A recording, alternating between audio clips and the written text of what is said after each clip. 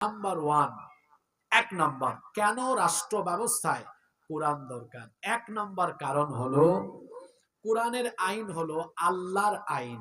আল্লাহর আইন কি ঘন ঘন কিছুদিন পর পর চেঞ্জ হয়, পরিবর্তন হয়? জোরে বলতে হবে, চেঞ্জ হয়। আচ্ছা, এই কোরআন ১৫০০ বছর আগে নাজিল হয়েছে। এই এত বছরে কি কোরআনের কোনো একটা অক্ষরের কোনো একটা নোক্তার পরিবর্তন হয়েছে? হওয়ার সম্ভাবনা আছে? হবে না। তাহলে বোঝা গেল আল্লাহর আইনের কোনো পরিবর্তন হয় না। কিন্তু আপনারা বলেন তো, মানুষ যখন আইন বানায়, এই আইন কিছুদিন পর পর পরিবর্তন হয় কি হয় না? যেমন আমাদের দেশ স্বাধীন হয়েছে ১৯৭১ সালে। ১৯৭১ সালের পরে ২০২৫, এই ৫৪ বছরে বাংলাদেশের সংবিধান মোট সংশোধন হয়েছে ১৭ বার। কতবার? এখন ইউনূস সাহেব যদি আরেকবার করেন, আরো একবার বাড়বে, হবে কত? ১৮ বার। এখন আপনারা আমাকে বলেন তো, যারা যারা বা যে দল বা যে ব্যক্তি সংবিধান সংশোধন করে, সে কি আগে জনগণের কথা চিন্তা করে না নিজের স্বার্থ চিন্তা করে? আগে নিজের স্বার্থ। নিজে ৪১ সাল পর্যন্ত ক্ষমতায় থাকতে পারবে কিনা এরকম আইন বানাবে। তারপর নিজের চারপাশে যারা আছে দলের, এদেরকে ফ্যাসিলিটিস দেওয়ার জন্য ওই রকম করে আইন বানাবে। এখন যে ব্যক্তি বা যে দল বা যে মানুষ আইন বানানোর কাজে হাত দিলে আগে নিজের স্বার্থের কথা বিবেচনা করে আইন প্রণয়নে হাত দেয়, সেই স্বার্থপর মানুষের বানানো আইন দ্বারা কি সর্বসাধারণের উন্নতি আকাঙ্ক্ষা শতভাগ পূরণ হওয়া সম্ভব? জোরে বলেন, সম্ভব? তাহলে এই ভুল থেকে আমাদেরকে বের হয়ে আসতে হবে। আরে মানুষের যে খাসলত, সে তো আগে তার নিজের স্বার্থ বিবেচনা করে। এজন্য আল্লাহ তাআলা মানুষের ডেইলি নিয়মিত যেগুলা দরকার, এগুলো আল্লাহ মানুষের হাতে দেন নাই। কারণ আল্লাহ ভালো জানেন এদেরকে দিলে এরা যে স্বার্থপর, সে সব তার স্বার্থে ব্যবহার করা আরম্ভ করবে। এজন্য খেয়াল করেন, আল্লাহ তাআলা সবচাইতে জরুরি বিষয়গুলো তার কাছে রেখেছেন। যেমন আমি আপনাদেরকে কয়েকটা বিষয় বলি, আপনারা বলেন তো এগুলো আল্লাহ কি মানুষের হাতে দিয়েছেন কিনা। আগে বলেন, এগুলো আপনাদের ডেইলি প্রতিদিন লাগে কিনা? পানি, সবাই বলবেন, পানি, আলো, বাতাস, অক্সিজেন, আগুন, সূর্যের আলো, চন্দ্রের আলো। আমি যেগুলো বললাম এগুলো সব কার হাতে? এগুলো যদি আল্লাহ মানুষের হাতে দিতেন, হায় রে হায়, সামান্য একটি ইন্টারনেট তাদের হাতে ছিল, কয় বন্ধ করো, চালাইতে পারছিলেন ইন্টারনেট জুলাইয়ে? একটু ইন্টারনেট হাতে বন্ধ করে দিয়ে বলে আমরা বন্ধ করি নাই, বন্ধ হয়ে গিয়েছে। ভুলে গেছেন মনে হয় আপনারা? মনে আছে? তো যাদের হাতে একটু ইন্টারনেট থাকায় এরা ইন্টারনেট বন্ধ করে দিয়ে হেলিকপ্টার থেকে গুলি মারে। যদি এদের হাতে সূর্য, চন্দ্র, আলো, বাতাস, আগুন, পানি থাকতো, তারা বলতো সুবর্ণচরের মানুষ, নোয়াখালীর মানুষ বেশি ফোটার ফোটার করে, আমাদের কথা না মানলে পানি দিব না, বাতাস দিব না, অক্সিজেন দিব না, আলো দিব না। কি বলেন? বলতো কি বলতো না? এজন্য আল্লাহ কামটা করছেন কি, যেগুলা মানুষের দরকার ওগুলো আল্লাহ তার হাতে রেখেছেন। নইলে মানুষ যে স্বার্থপর এগুলাই করতো। সুতরাং নোয়াখালীর মানুষ, যে মানুষ আইন বানানোর সুযোগ পেলে আগে নিজের স্বার্থে, দলের স্বার্থে আইন বানাবে, সেই মানুষের তৈরি করা আইন দিয়ে এই দেশের মানুষের ভাগ্য বদলাবে না। যদি মানুষের ভাগ্য সত্যিকার অর্থে বদলাতে হয়, তাহলে মানুষের তৈরি করা আইনকে লাথি দিয়ে ওই মেঘনা নদীতে বঙ্গোপসাগরে ফেলে দিয়ে আল্লাহর আইনকে গ্রহণ করে নিতে হবে। আল্লাহর আইন ছাড়া আমাদের শান্তি আসবে না, সমৃদ্ধি আসবে না, কল্যাণ আসবে না। কারণ আল্লাহর আইন, এই যে কোরআন, এর ভেতরে কোনো পরিবর্তন হওয়ার সম্ভাবনা নাই। এমনকি এই কোরআনের ভেতরে কোনো ভুল, আরো জুড়ে বলেন, কোরআনের ভেতরে কি কোনো ভুল আছে নাকি? কোরআনের মধ্যে সন্দেহ করার মতো কোনো বিষয় আছে নাকি? আল্লাহ তো এজন্য কোরআনের শুরুতেই বলে দিয়েছেন, পড়েন আমার সাথে, যালিকাল কিতাবু লা রাইবা ফীহি হুদাল লিল মুত্তাকিন। এটা এমন কিতাব যার ভেতরে সন্দেহ আছে, এমন কোনো সন্দেহ করা যায় না। আল্লাহু আকবার। তাহলে রাষ্ট্র ব্যবস্থায় কোরআনের আইন 1 নম্বরে কেন দরকার? কারণ মানুষের আইন পরিবর্তনীয় আর আল্লাহর আইন হলো অপরিবর্তনীয়। আমার দিকে তাকান, একটু বুঝার চেষ্টা করেন। আপনাদের এলাকার নাম চরজব্বর না? এই চরজব্বর পরিচালনার জন্য আপনারা ওনাকে দায়িত্ব দিলেন যে আপনি চালান। এখন একটা এলাকা চালাইতে হলে কিছু আইন লাগে না? উনি আইন বানালেন। মনে করেন উনি 5 বছর পরে আপনারা বলেন আপনার আর ভাল লাগে না, বা উনি রিটায়ার্ডে গেলেন, পরে আপনারা আমাকে দিলেন। আমি চিন্তা করলাম আমার আগের উনি ছিলেন, উনি যে আইনগুলা বানাইছেন, চুরির শাস্তি 2 মাস, না আমার দলে চোর বেশি। আমি চিন্তা করলাম এই আইন এখন সংশোধন হবে, চুরির শাস্তি 1 সপ্তাহের জেল আর জরিমানা। এরকম উনার তৈরি করা বেশ কিছু আইন আমি কি করলাম, কাটছাট করলাম, কিছু রাখলাম, কিছু বাদ দিলাম, কিছু জোড়া লাগালাম। এরপরে মনে করেন উনি আসলেন, উনি আইসা এরকম কিছু বাদ দিলেন, জোড়া লাগাইলেন। এরকমই তো হয়। এখন আপনারা বলেন তো, এইভাবে করে যে ব্যক্তি পরিবর্তনের সাথে সাথে আইনের পরিবর্তন হচ্ছে, এটা মানুষের কল্যাণে না এই ক্ষমতায় থাকা ব্যক্তিদের কল্যাণে? ক্ষমতায় থাকা ব্যক্তিদের কল্যাণে। এখন আপনি বললেন চরজব্বার চালান আপনি, কিন্তু আপনি আইন বানাতে পারবেন না। আইন আমাদের কাছে আছে, চালাবেন আল্লাহর আইন দিয়ে। উনি কি কোরআন থেকে কোনো কিছু বাদ দিতে বা জোড়া দিতে পারবেন? উনি যদি রিটায়ার্ডে যান, আপনারা যদি আমাকে দায়িত্ব দেন, ব্যক্তি পরিবর্তন হয়েছে, এখন বলেন আইনের কি পরিবর্তন হবে? আমার পরে ওনাকে দিলেন, তা ব্যক্তি আবার পরিবর্তন হলো, আইনের কি পরিবর্তন হয়েছে? বাংলাদেশে 71 থেকে 2025 পর্যন্ত দল ক্ষমতা থেকে চলে গেলে এক দলের আইন আরেক দল কি করে সংশোধন করে, বাদ দেয়, জোড়া লাগায়। বলেন তো, যদি এই দেশে কোরআনের আইন প্রতিষ্ঠা হয়ে যায়, কারো বাপের কোনো ক্ষমতা আছে কিছু বাদ দেওয়ার, জোড়া লাগানোর? তাহলে আপনারা কি এই দেশে এই ক্ষমতা লিপ্সুদের, ক্ষমতার চেয়ারে থাকা ব্যক্তিদের স্বার্থের তৈরি করা আইন চান, না আল্লাহর আইন চান? আরো জোরে বলেন, কার আইন? মনোযোগ থাকবে তো?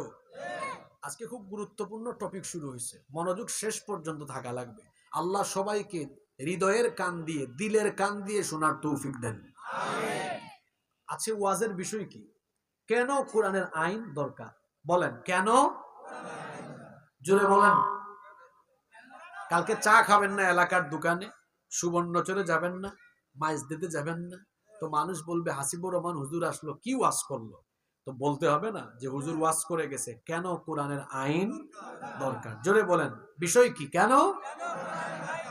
আমি পয়েন্টগুলা মুখস্থ করাই দেয়া যাবো। এই যে দেখেন না, স্কুলে, মাদ্রাসায়, হেফজখানায় বাচ্চাদেরকে শেখায় ক খ গ ঘ, বড় আলিফ বা তা থা, সবাই বলে আলিফ বা তা থা, ওই বলতে বলতে কি হয়ে যায়, মুখস্থ হয়ে যায়। তো আমরাও যারা এখানে বসেছি মনে করবো আমরা এটা একটা ক্লাস, অন্তত পয়েন্টগুলো যদি আমরা মনে রাখতে পারি, কালকে চায়ের কাপে যখন চুমুক মারবেন, ওই চায়ের দোকানে আপনি দায়ী হয়ে যাবেন। আজকের এই আলোচনাগুলো মানুষকে শোনায় দিবেন, হতে পারে আপনার বক্তব্যে, আপনার কথায় আরো বহু মানুষ অনুপ্রাণিত হয়ে যেতে পারে। সুবহানাল্লাহ। এজন্য পয়েন্টগুলো মনে রাখতে হবে। পারবেন তো? জোরে বলেন ইনশাআল্লাহ। 1 নম্বর পয়েন্টটা কার মনে আছে? মনে না থাকলে আমি আবার বলি। আল্লাহর আইন এজন্য দরকার কারণ আল্লাহর আইন অপরিবর্তনীয়, মানুষের আইন পরিবর্তনীয়। তাহলে 1 নম্বর পয়েন্ট কি বললাম? আল্লাহর আইন। সবাই বলেন আল্লাহর আইন।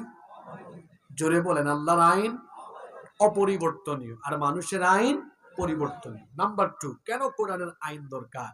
দেখুন আমার সম্মানিত নোয়াখালীর মানুষ, যদি কোরআন রাষ্ট্র ব্যবস্থায়, শাসন ব্যবস্থায় না থাকে, তাহলে তো কোরআনের শত শত আয়াত কিতাবের পৃষ্ঠার ভেতরে জেলখানার মতো বন্দী থাকবে, এগুলো কোনোদিন বাস্তবায়ন হবে না। যেমন কয়েকটা উদাহরণ আপনাকে দিই। চুরির শাস্তি কি হবে, এটা কি কোরআন শরীফের ভেতরে নাই? والسارق والسارقة فاقطعوا أيديهما। চোর, সে পুরুষ হোক আর মহিলা হোক, প্রমাণ হয়ে গেলে তার হাত কেটে দাও।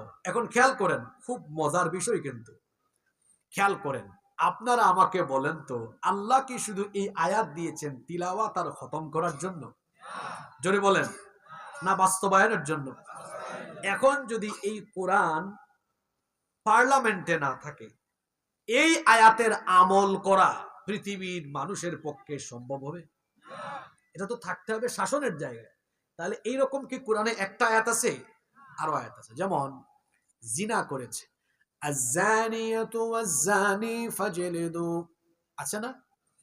ফাজলিদু কুল্লা ওয়াহিদিম মিনহুমা মিআতা জালদা, সূরা নূরে আছে না?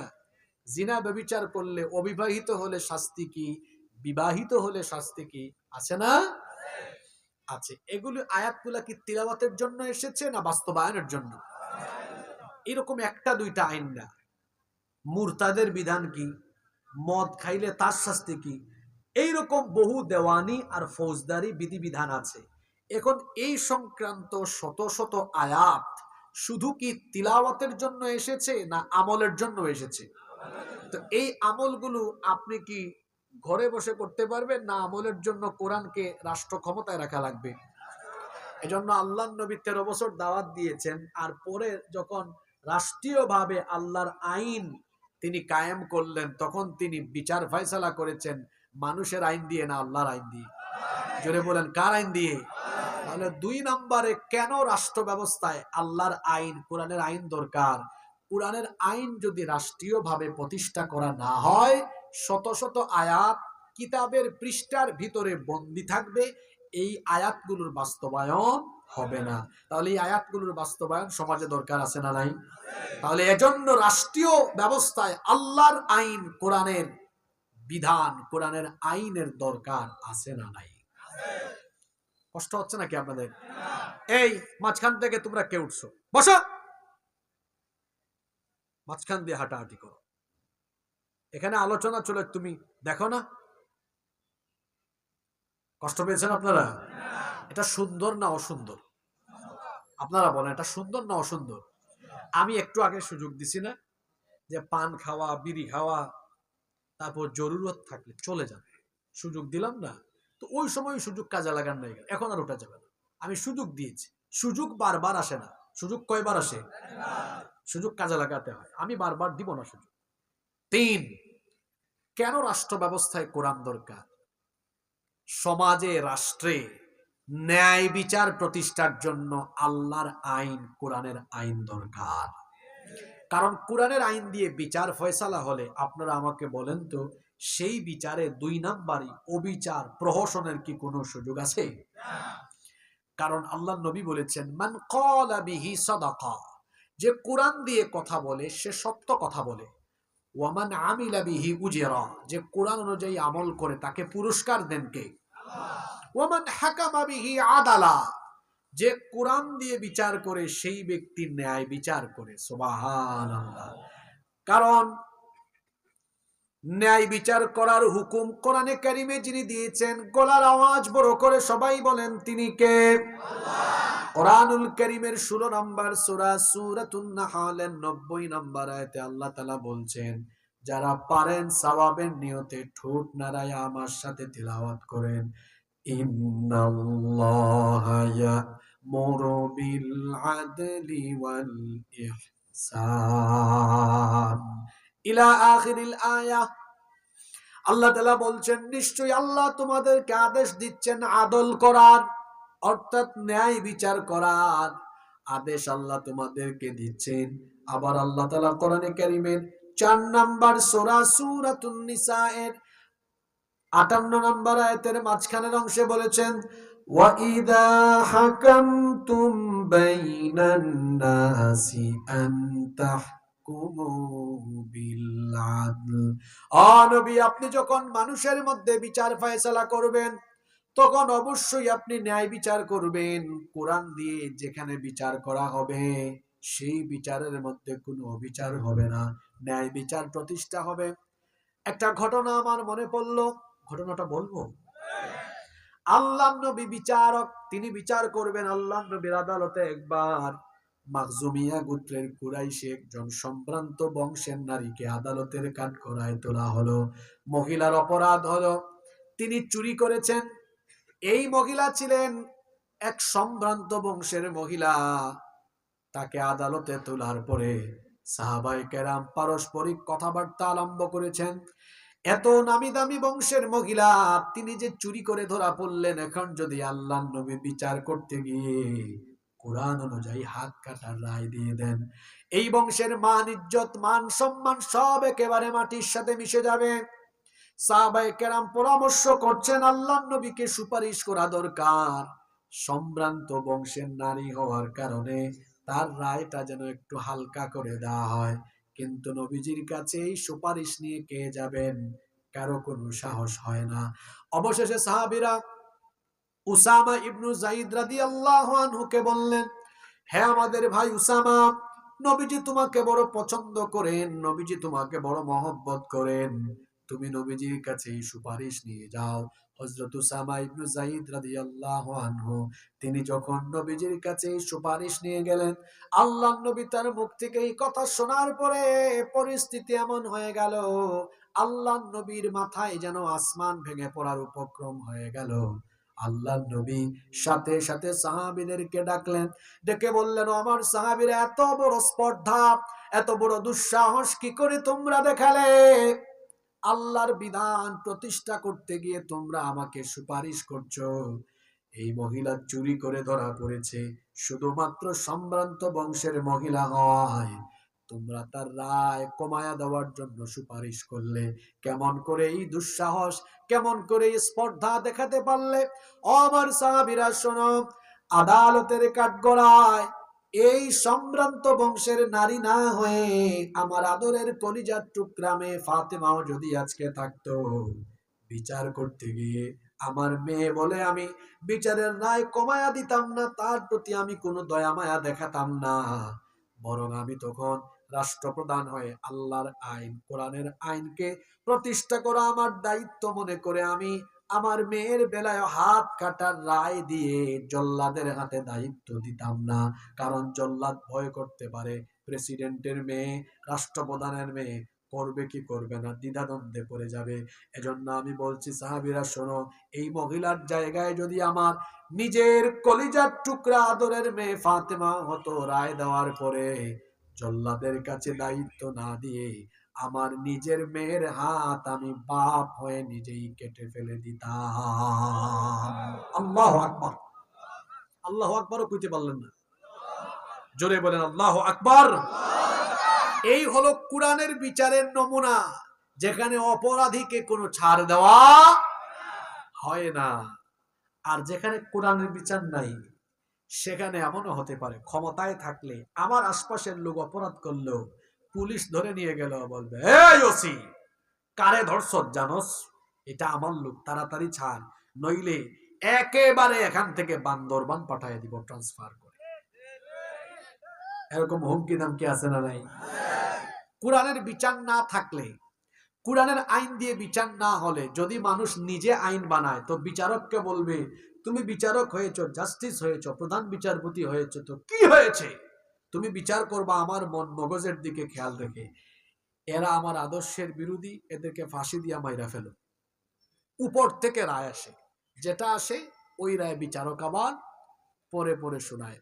আমি যা বলতেছি এগুলো দুনিয়ায় ঘটছে কি ঘটে নাই? জোরে বলেন, ঘটছে কি ঘটে নাই? আপনারা আমাকে বলেন তো, যদি সঠিকভাবে ন্যায় বিচার করা হতো, আল্লামা সাইদিকে কি 13 বছর জেলখানায় রাখা যেত? জোরে বলেন, রাখা যেত? এটা বিচারের নামে বিচার হয়েছে না অবিচার হয়েছে? প্রহসন হয়েছে, অবিচার হয়েছে। তাকে এই দেশের জনগণ থেকে বিচ্ছিন্ন করবার জন্য রাজনৈতিক উদ্দেশ্যে তাকে তারা ফাঁসির কাস্টে ঝুলিয়ে হত্যা করতে চেয়েছিল, কিন্তু জনরুষে পড়ে পারে নাই। অবশেষে তারা অন্যায়ভাবে তাকে কারান্তরীণ করে রাখলো।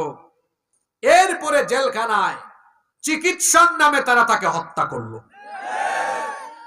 বাংলাদেশে এই হত্যার বিচার হওয়ার দরকার আছে না নাই? জোরে বলেন, দরকার আছে না নাই? শুধু এই হত্যাকাণ্ড নয়, যারা গত 15 বছর 16 বছর হাজার হাজার মা বাবার বুক খালি করেছে, বিশেষ করে জুলাই আগস্টে আমার কলেজার টুকরা যুবক ভাইয়েরা, ছাত্র ভাইয়েরা, তরুণ ভাইয়েরা রাস্তায় নেমেছিল। সেই 18, 20, 22, 24, 25, 26 বছরের তরুণ যুবক ছেলেদেরকে আমাদের ট্যাক্সের পয়সায়, জনগণের ট্যাক্সের পয়সায় কেনা গুলি যারা জনগণের বুকের উপরে চালিয়ে দিয়ে ঠান্ডা মাথায় দিনে দুপুরে পাখির মতো গুলি করে মানুষ হত্যা করেছে, সেই ঠান্ডা মাথার খুনিদেরকে দেশে ফিরাইয়া এনে দ্রুত ট্রাইব্যুনালে বিচার করে সব কয়টাকে দৃষ্টান্তমূলক শাস্তি দিতে হবে। সম্মানিত উপস্থিতি, কোরআন দিয়ে যেখানে বিচার হবে সেখানে অবিচার হবে না।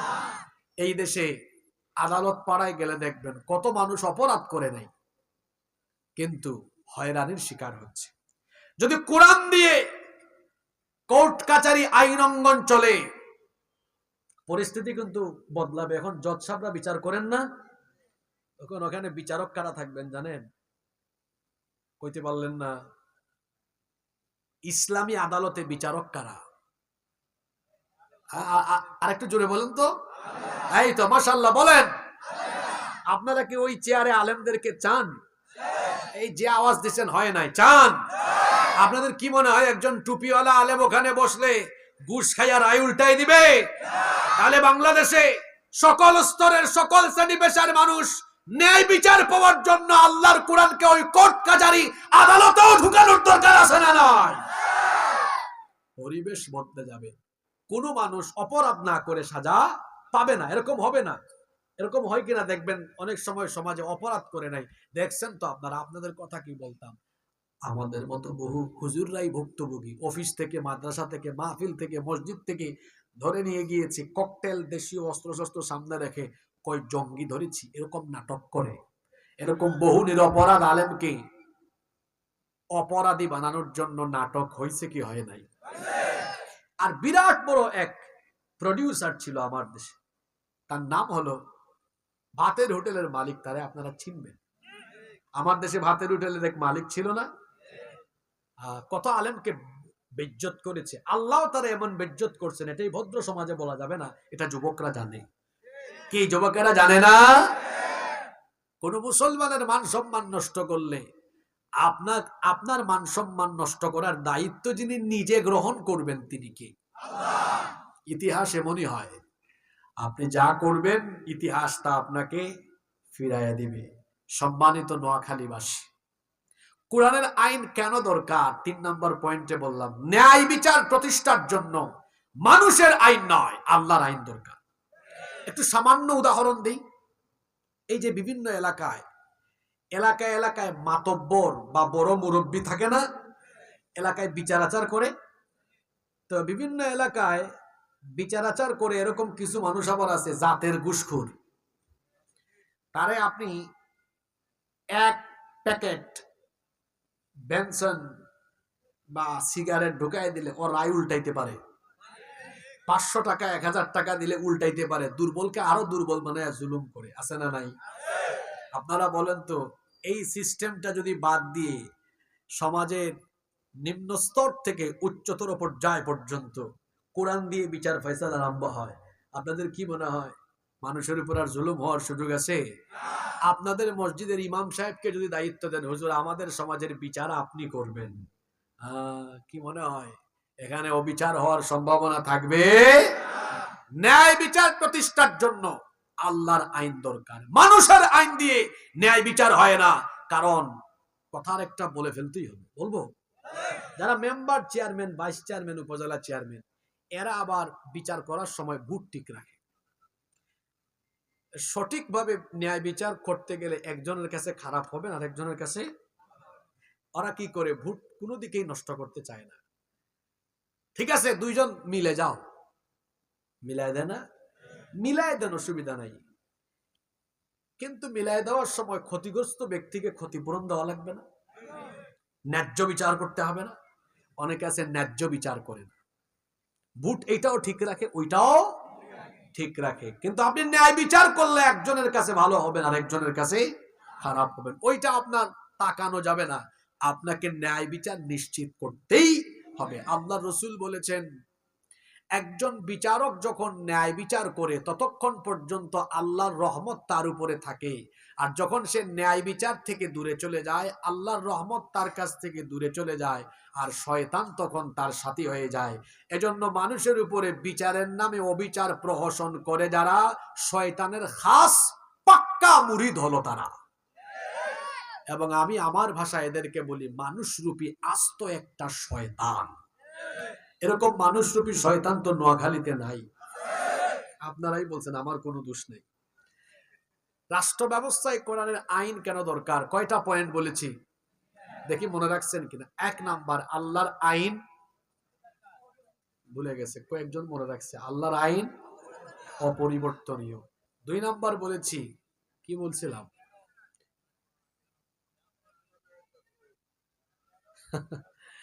কেন কোরআনের আইন দরকার তো বিষয়। 2 নাম্বার কারণ কি বলেছিলাম, কারো মনে নাই? না, এটা 1 নাম্বার। 2 নাম্বার কি? এটা তো বিষয়। যদি কোরআনের আইন প্রতিষ্ঠা না হয়, শত শত আয়াত মনে পড়ছে কিতাবের পাতায় বন্দি থাকবে, বাস্তবায়ন মনে পড়ছে এবার? ওকে। 3 নাম্বার কি বললাম? কোরআনের আইনের জন্য দরকার কি প্রতিষ্ঠার জন্য? জোরে বলেন, কি প্রতিষ্ঠার জন্য? ন্যায় বিচার প্রতিষ্ঠার জন্য। আপনারা ন্যায় বিচার চান কি চান না? জোরে বলেন, ন্যায় বিচার চান কি চান না? কার আইন দরকার? জোরে বলেন, কার আইন? 4 নাম্বার পয়েন্ট, খেয়াল কইলেন, ভুলে যাইয়েন না আবার। এজন্য আল্লাহর আইন দরকার। মানুষ হিসাবে প্রত্যেকটি মানুষের অধিকার প্রতিষ্ঠার জন্য কোরআনের আইন দরকার। একজন শ্রমিক, একজন কৃষক, একজন শ্রমজীবী, যে কেউ, তার অধিকার সম্পূর্ণভাবে প্রতিষ্ঠা হবে যদি আল্লাহর আইন সেই সমাজে প্রতিষ্ঠা থাকে। একজন নারী তার অধিকার পাবে। আজ সমাজের বিভিন্ন শ্রেণী পেশার মানুষ, তারা তাদের অধিকার থেকে বঞ্চিত, তারা তাদের ন্যায্য পাওনা, ন্যায্য অধিকার থেকে বঞ্চিত। কিন্তু কোরআন প্রতিষ্ঠা হলে কোনো মানুষ তার অধিকার থেকে বঞ্চিত হবে না। এমনকি যারা অমুসলিম, মুসলমানও না, তারাও তাদের অধিকার পাবে। অনেকে বলে থাকেন, যদি বাংলাদেশে ইসলাম কায়েম হয়ে যায় তাহলে অমুসলিমদের কি হবে? কথাটা শুনে মনে হয় মায়ের চেয়ে মাসির দরদ বেশি। শুনে রাখুন, মায়ের কোলে শিশু যেমন নিরাপদ, আবার শুনেন, মায়ের কোলে শিশু যেমন নিরাপদ, ইসলামী রাষ্ট্রে মুসলমানদের কাছে অমুসলিমরাও তেমন নিরাপদ। সুবহানাল্লাহ পড়বেন না? এই যে ঠিক কইলেন, আপনি ঠিক কইলেও ঠিক, না কইলেও এই কথা ঠিক। এই ঠিক না বলে বলতে পারেন সুবহানাল্লাহ, ফজিলত আছে, ফজিলত আছে না? আচ্ছা, সবাই একবার সুবহানাল্লাহ পড়েন। ইসলামী রাষ্ট্রে অমুসলিমরা সেরকম নিরাপদে থাকবে, মায়ের কোলে শিশু যেমন নিরাপদে থাকে, ইসলামী রাষ্ট্রে মুসলমানদের কাছে অমুসলিমরাও নিরাপদে থাকবে। কারণ আমাদের ইসলাম এত সুন্দর। যদি কোরআন ইসলাম প্রতিষ্ঠা হয়ে যায়, হিন্দু, বৌদ্ধ, খ্রিস্টান সবাই আরো বেশি নিরাপদে নির্বিঘ্নে থাকবে। কারণ আল্লাহ তাআলা কোরআনে কারিমে আমাদেরকে ঘোষণা দিয়েছেন, খবরদার কোনো মুসলিমদের উপর জুলুম করো না, অবিচার করো না, তাদের সাথে সম্মানজনক আচরণ করো। আবার আল্লাহ কোরআনে কারিমে বলেছেন, খবরদার কোনো অমুসলিমের উপাস্যকে গালি দিও না, বিধর্মীদের কোনো উপাস্যকে গালি দিও না। কারণ তুমি যদি তাদের উপাস্যকে গালি দাও, তারাও তোমার আল্লাহকে গালি দিবে। আল্লাহ অমুসলিমদের দেবতা বা উপাস্যকে গালি দিতে নিষেধ করেছেন, এমনকি তাদের উপর জুলুম করতে নিষেধ করেছেন। আবার আল্লাহর নবী বলেছেন, খবরদার কোনো অমুসলিমের উপাসনালয়ে হামলা চালায় না। এমনকি আল্লাহর নবী যুদ্ধে কোনো সেনাবাহিনী পাঠালে অমুসলিম উপাসনালয়, নারী, শিশু এবং বৃদ্ধদের উপর হামলা চালাতে নিষেধ করেছেন। আল্লাহু আকবার। ইসলাম এত সুন্দর, ইসলাম এত চমৎকার। এজন্য এই বাংলাদেশে যদি ইসলাম প্রতিষ্ঠা হয়, যদি কোরআন পার্লামেন্টে, সেক্রেটারিয়েটে, বঙ্গভবনে ঢুকে, হিন্দু, বৌদ্ধ, খ্রিস্টান কারো টেনশনের কোনো কারণ নাই। কারণ মায়ের কোলে শিশু যেমন নিরাপদ, এমনি কোরআনের রাষ্ট্রে মুসলমানদের কাছে অমুসলিমরাও নিরাপদ, সবাই তাদের অধিকার পাবে। নাম্বার 5, কেন কোরআনের আইন দরকার? কোরআনের আইন প্রতিষ্ঠা হলে সব মানুষ তার ধর্ম পালন করবে, কারো ধর্ম পালনে কোনো বাধা দেওয়া হবে না, কারণ লা ইকরাহা ফিদ্দিন, আল্লাহ কোরআনে বলেছেন দ্বীনের ব্যাপারে, ধর্মের ব্যাপারে কোনো জোর জবরদস্তি নেই। আবার সূরা কাফিরুনে আল্লাহ বলেছেন লাকুম দীনুকুম ওয়ালিয়া দিন, তোমার ধর্ম তোমার, আমার ধর্ম আমার, যে যার ধর্ম পালন করবে, কাউকে কোনো বাধা বিপত্তি বা কোনো প্রতিবন্ধকতা সৃষ্টি করা হবে। 6 নাম্বার, আপনাদের কি বেশি কষ্ট হয়ে যাচ্ছে? আমরা আস্তে আস্তে শেষের দিকে যাচ্ছি। 6, কেন রাষ্ট্র ব্যবস্থায় কোরআনের আইন দরকার? কোরআনের আইন যদি রাষ্ট্র ব্যবস্থায় থাকে তাহলে দিনে দিনে দিনে দিনে অন্যায় অপরাধের সংখ্যা কমে যাবে না বেড়ে যাবে? জোরে বলেন, কমে যাবে না বেড়ে যাবে? অপরাধ থাকবে না, অন্যায় থাকবে না। আমার দিকে খেয়াল করেন, গুরুত্বপূর্ণ কয়েকটা ঘটনা বলবো, খেয়াল করবেন। তার আগে বলি, এই যে চুরি হয়, ডাকাতি হয়, ছিনতাই হয়, ধর্ষণ হয়, বিভিন্ন অপরাধ হয়, এই অপরাধের শাস্তি আপনাদের দেশের মানুষের তৈরি করা আইন দিয়ে যে করা হয়, এতে কি দিন দিন চুর ডাকাত কমে না বাড়তেছে? আপনারাই বলতেছেন, বাড়তেছে না কমতেছে? মাঝে মাঝে এমনও দেখা যায় চুরি করে একজন জেলখানায় গেলে বাইর হওয়ার পরে আরো প্রমোশন হয়, আরো বেশি চুরি করে। করে কি করে না? আপনারা আমাকে বলেন তো, কোরআনের আইন দিয়ে যদি একটা চুরির বিচার হয়, কোরআনের চোরের শাস্তি কি? জোরে বলেন কি? আপনারা বলেন তো, এই সুবর্ণচরের উপজেলা চত্বরে যদি কোনো চোর ধরার পরে তার হাত কেটে ফেলা হয়, এটা দেখলে পরে পশ্চিম চর জব্বারে যদি 2-1টা চোর থাকেও, ও চুরি করার আগে কয়েকবার ওই দৃশ্য তার চোখের সামনে আনবে আর এরকম কেঁপে কেঁপে উঠবে, ওরে বাপ রে বাপ, চুরি করলে ধরা খাইলে যে শাস্তি। তাহলে বোঝা গেল, যদি চুরির শাস্তি কোরআন দিয়ে দেওয়া যায়, সমাজে ধীরে ধীরে চুরি কমে যাবে না বেড়ে যাবে? আপনি একটা বিচার করে দেখেন, যত চোর আছে সব সোজা হয়ে যাবে।